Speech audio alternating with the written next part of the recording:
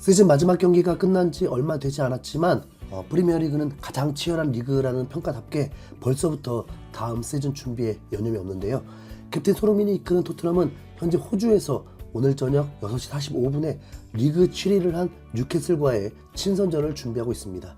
다음 시즌을 잘 준비하기 위해서는 가장 먼저 올 시즌에 뭐가 제일 문제였는지를 파악해야 할 텐데, 철저히 손흥민 입장에서만 바라본다면 믿을 만한 파트너가 없었다는 게 치명적이었습니다.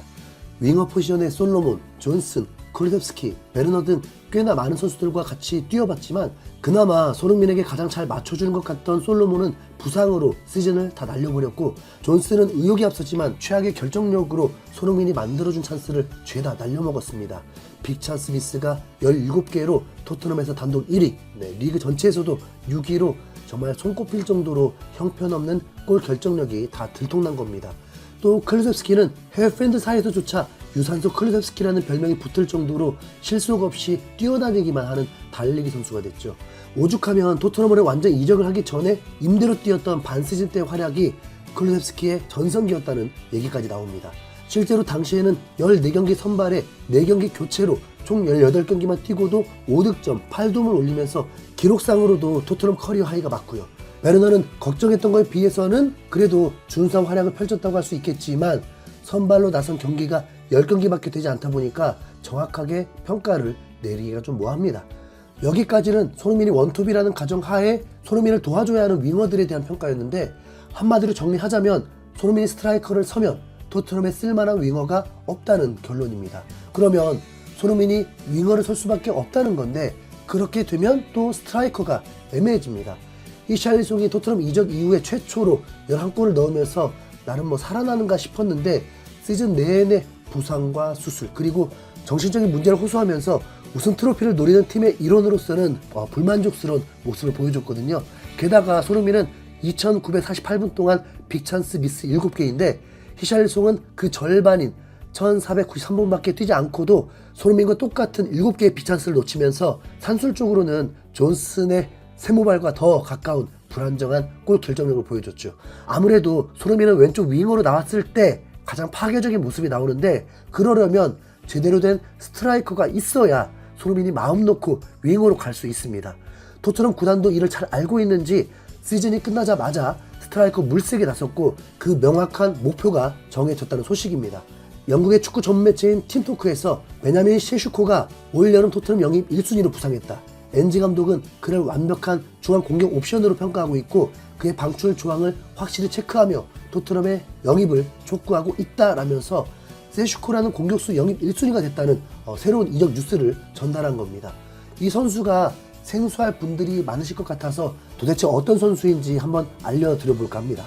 세슈코는 슬로베니아 국적의 2003년생 공격수로 키가 195cm, 체중 85kg으로 키가 크고 호리호리한 훌륭한 피지컬을 갖춘 선수입니다.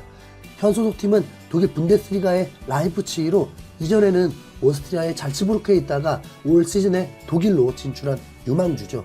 잘츠부르크에 있다가 라이프치히로 이적해서 프리미어리그로 입성하는 과정만 놓고 보면 울버햄튼의 코리안 가이, 황희찬과 비슷한 루트인데 실제 잘츠부르크 시절에는 황희찬보다도 괴물 스트라이커인 홀란과 직접적으로 비교되면서 미니 홀란이라는 별명까지 붙었다고 합니다. 프리미어리그로 진출하자마자 2시즌 연속으로 리그 득점왕을 차지한 홀란과 비교된다는 것만으로도 세슈코의 싹술은 이미 증명된 것 같은데요. 세슈코의 고향은 슬로베니아의 라데체라는 전체 인구가 2,000명을 겨우 넘는 작은 도시로 옆집에 숟가락이 몇 개인지까지 서로 알 수밖에 없는 아주 작은 동네였다 보니까 세슈코가 태어나기 전부터 마을 주민들이 모두 그 이름을 알고 있었다네요. 동네 팀에서 골키퍼를 맡았던 아버지를 따라서 주말마다 동네 축구 경기에 참석하던 세슈코는 아버지와 달리 공을 막는 것보다는 골대 안으로 공을 집어넣는 훈련을 더 좋아했죠. 얼마 지나지 않아서 온 동네는 세슈코의 재능이 범상치 않다는 사실을 깨닫게 됐습니다. 그의 이름은 금세 유명해졌고 14살의 나이로 U15팀에서 23경기 59골이라는 경이로운 득점력을 과시하기도 했습니다.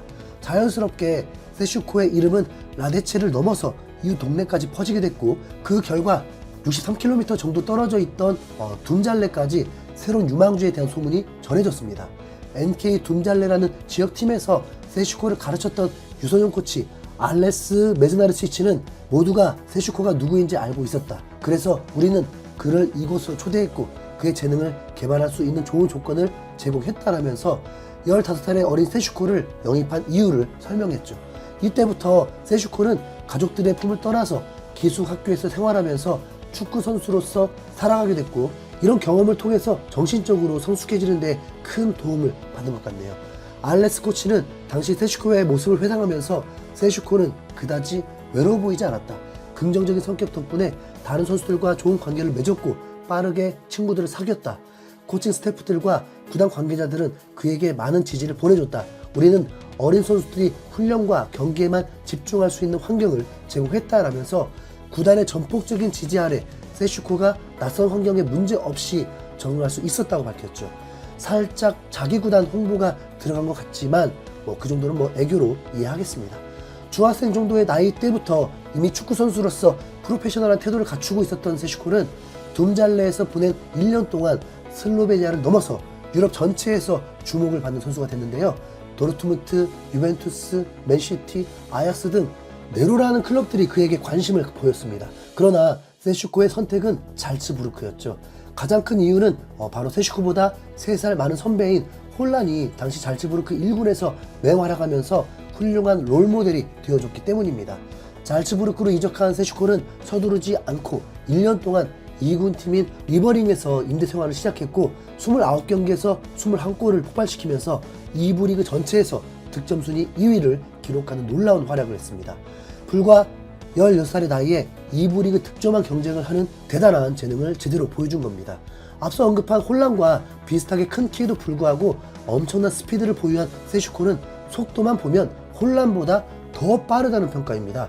홀란을 떠올리게 만드는 선수다 보니까 당연히 도르트문트, 맨유, 뉴캐슬, 첼시 등등 굉장히 많은 팀들이 그에게 눈독을 들이기 시작했고 심지어는 레알 마드리드에서도 음바페를 대신해서 세슈코를 영입할 생각까지 했다고 하니까 그 잠재력은 분명 대단한 거 맞죠? 네. 올 시즌 라이프치히로 이적한 초반에는 기존 선수들에게 밀려서 교체로 많이 나왔지만 후반기부터 선발 멤버로 자리를 잡기 시작하더니 시즌 막판에 7경기 연속 득점이라는 미친 기록으로 분데스리가 역사상 최연소 7경기 연속 득점이라는 깊은 족적까지 하나 남겼습니다. 엄청나게 비쌀 거라는 생각이 들 수밖에 없는데 놀랍게도 최근 세슈코에게 6,500만 유로의 방출 조항이 있다는 사실이 밝혀지면서 손흥민의 파트너로 세슈코를 영입할 가능성이 매우 현실적으로 보이기 시작했습니다. 이 나이대 선수들에게는 주전으로 뛸 수 있다는 게 대단히 큰 메리트로 작용하고 있는데 바르셀로나를 뿌리치고 토트넘에 온 베리발처럼 세슈코 역시 주전 스트라이커로 뛰기 위해서 그리고 월드 클래스 윙어인 손흥민과 함께하기 위해서 토트넘을 선택할 가능성도 충분하거든요. 네. 손흥민과 독일어로 소통도 가능하다 보니까 호흡을 맞추는데 오히려 더 원활할 수 있습니다. 손흥민, 세슈코, 베리발이면 신구의 조화가 완벽한 최소 컵대회 우승급 전력일 듯한데 이번만큼은 제발 레비 회장이 밀당하지 말고 시원하게 협상에 임해주기를 바랍니다. 제발요. 이상 흰수염고리였습니다. 감사합니다.